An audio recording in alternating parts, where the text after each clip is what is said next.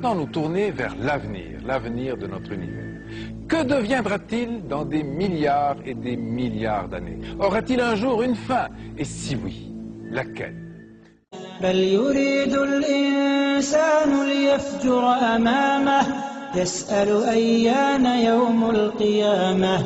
Pendant ce temps-là, sur notre planète, nous aurons laissé la place à des insectes géants, sortes de scorpions, de libellules ou d'araignées gigantesques, les mêmes que ceux qui existaient à la préhistoire, avant les dinosaures, lorsque la Terre était également très chaude.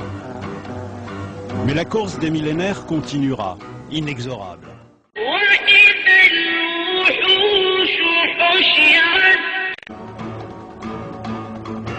4 milliards d'années dans l'avenir, la Terre sera devenue un enfer totalement inhabitable, plusieurs milliers de degrés.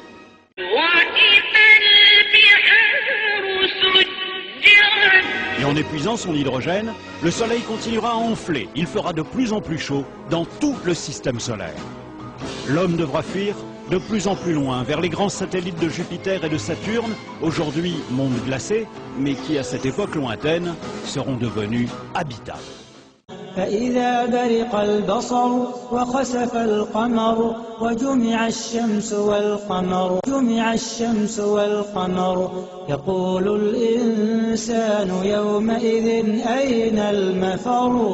يقول الإنسان يومئذ أين المفر كلا لا وزر إلى ربك يومئذ المستقر.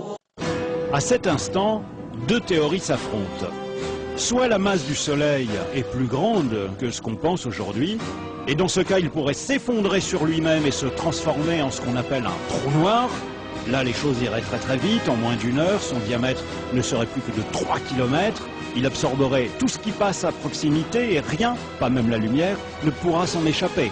Dans ce cas, notre monde finirait par être aspiré avec toutes les autres planètes du système solaire comme une vulgaire poussière au fond d'un aspirateur cosmique. En revanche, s'il n'est pas assez lourd pour former un trou noir, alors il s'éteindra lentement et deviendra une étoile à l'agonie, appelée naine blanche, dont l'éclat se ternira de plus en plus jusqu'à devenir un corps sans vie, une étoile morte, inerte, qu'on appelle naine noire.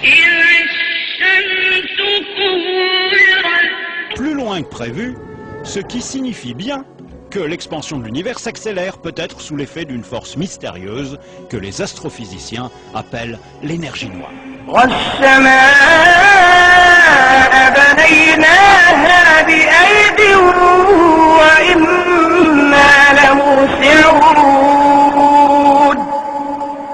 Et dans ces galaxies, tout comme notre propre Soleil, les étoiles vont progressivement s'éteindre, une à une, se transformant selon leur masse en naines noires, en géantes rouges, en étoiles à neutrons, et pour les plus massives, au moins la moitié d'entre elles, en trous noirs. Mais allons toujours plus loin dans l'avenir. Nous voici 100 000 milliards d'années après le Big Bang. Dans notre Voie lactée et les autres galaxies, il n'y a presque plus que des étoiles mortes, des naines noires ou des trous noirs.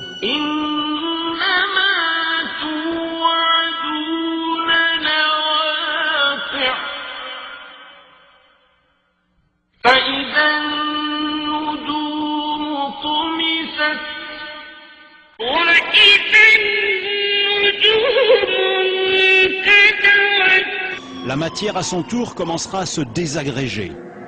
Pourquoi? Parce que les atomes eux-mêmes ne sont pas éternels.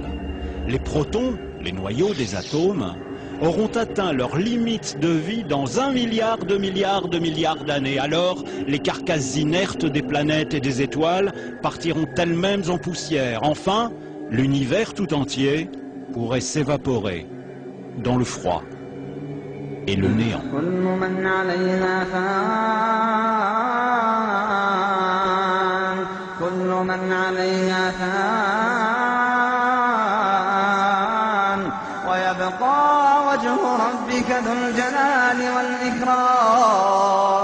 فبأي آلاء ربكما تكذبان